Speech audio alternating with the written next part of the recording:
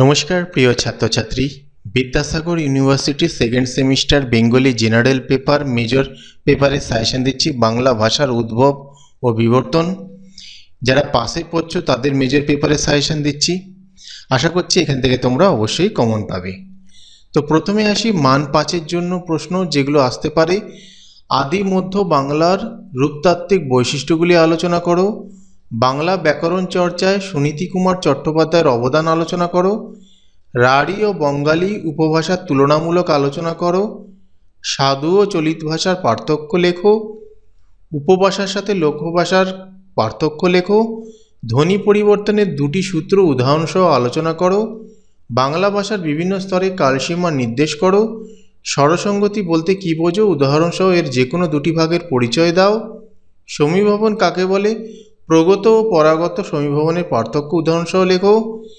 টিকা লেখো। এখান থেকে দেখো তোমাদের দুটো লিখতে দিতে পারে, তো যেগুলো পড়তে হবে সেগুলো বলছি। অর্ধতৎসম শব্দ, খণ্ডিত শব্দ, কৃতঋণ শব্দ, ধ্বনির আগম, ধ্বনির লোপ। মান 10-এর জন্য পড়বে ধ্বনি পরিবর্তনের কারণগুলি দৃষ্টান্ত সহ আলোচনা করো। বাংলা ভাষার বিভিন্ন স্তরের বিবরণ দিয়ে অন্তর্মধ্য বাংলা ভাষার তাত্ত্বিক বৈশিষ্ট্যগুলি লেখো। বাঙালি উপভাষার প্রচলনের ক্ষেত্র উল্লেখ করে এর সাধারণ বৈশিষ্ট্য লেখো। সাধু ও চলিত ভাষা কাকে বলে, উভয় ভাষার বৈশিষ্ট্য আলোচনা করো। ফিশম্যান নির্দেশিত সমাজবিজ্ঞানের তিনটি আলোচনা ক্ষেত্র সম্পর্কে সমাজ ভাষাবিজ্ঞানের তিনটি আলোচনা ক্ষেত্র সম্পর্কে সংক্ষেপে লেখো। বাংলা কারক ও তার বিভক্তি সম্পর্কে আলোচনা করো। বাংলা ভাষায় ব্যবহৃত সর্বনাম পদগুলির প্রধানত কয় প্রকার, উদাহরণ সহযোগে প্রতিটি প্রকারের পরিচয় দাও।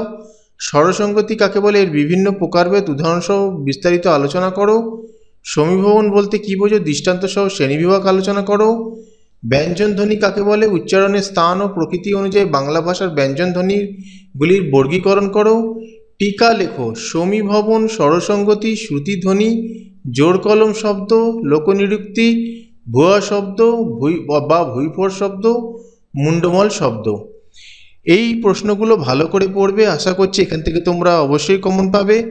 ভিডিওটা ভালো লাগলে লাইক, কমেন্ট, শেয়ার করে দিও।